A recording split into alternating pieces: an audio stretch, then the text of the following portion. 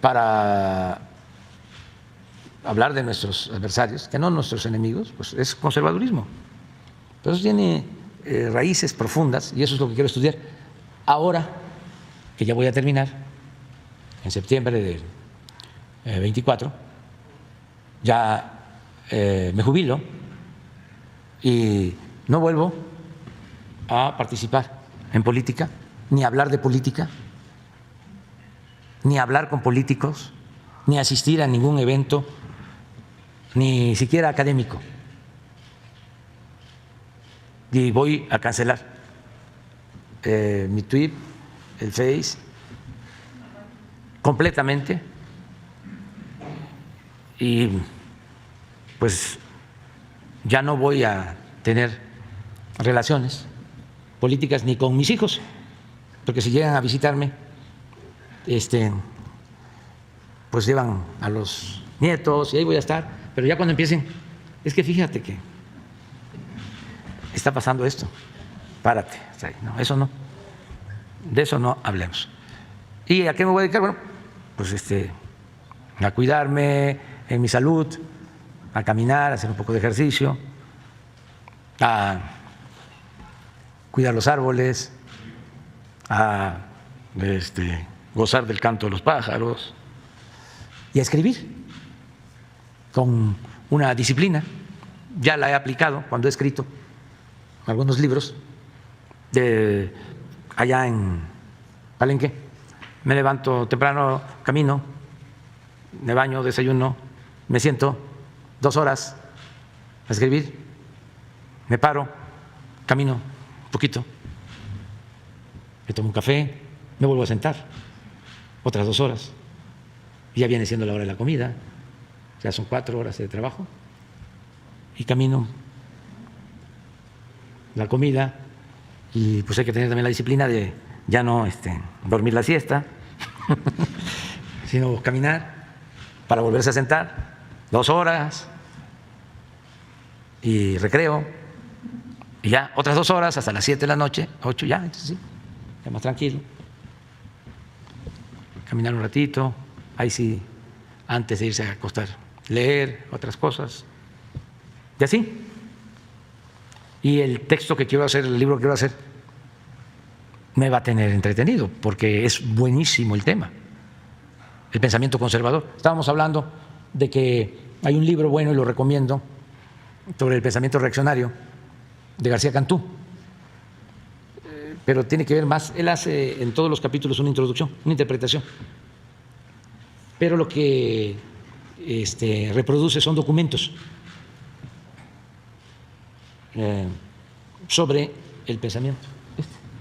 Este es el pensamiento de la reacción mexicana, de 1810 a 1962. ¿Sí?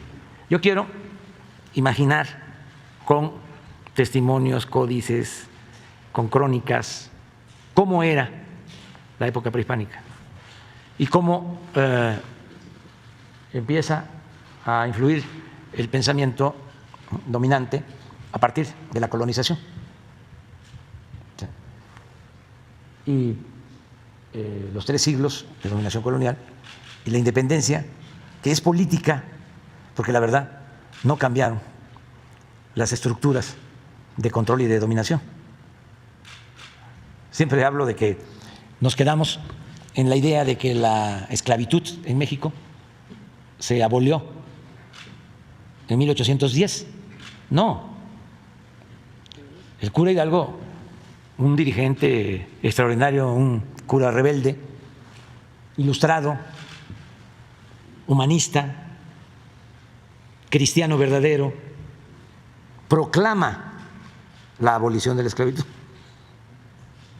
pero no es abolida en los hechos. Se mantiene durante todo el siglo XIX. Por ejemplo, los peones no podían votar durante la primera mitad del siglo XIX.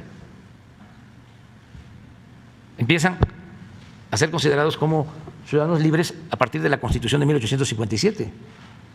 Pero también, como suele suceder, una cosa son las leyes y otra cosa es la realidad. Aquí están los médicos y saben que desde la época de Zedillo quedó establecido en el artículo 4 de la Constitución vigente el derecho a la salud y es letra muerta. Bueno, pues lo mismo. ¿Cuándo es abolida la esclavitud? Hasta 1915, más de 100 años que hay decretos en todos los estados para abolir las prácticas de peonaje, porque lo que predominaba en el campo pues eran las haciendas y los amos eran los hacendados y tenían derecho hasta de castigar a los peones con látigos, con cepo, con grilletes. Pero eso, 1915. Por eso la revolución fue muy profunda. De las tres transformaciones, la más social de todas fue la Revolución Mexicana. Entonces, ese pensamiento conservador pues ha imperado, ha dominado por siglos.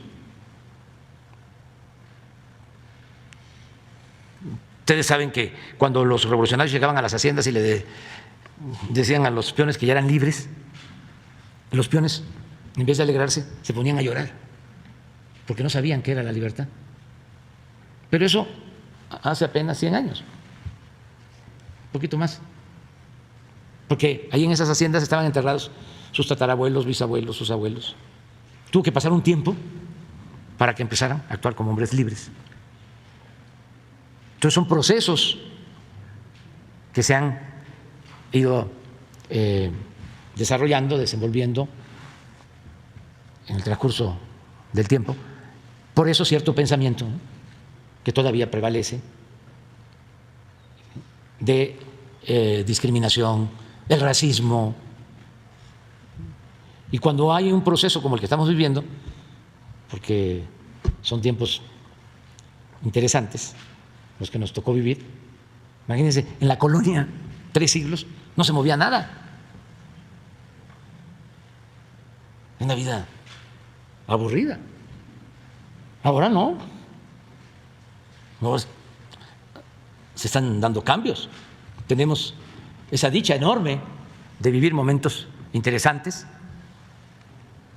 y están aflorando, emergiendo todo eso que estaba ahí: la discriminación, el racismo, el clasismo,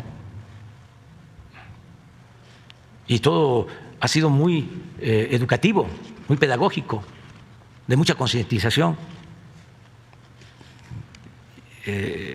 La revolución de las conciencias. Eso es la mejor herencia, el mejor legado que podemos dejar.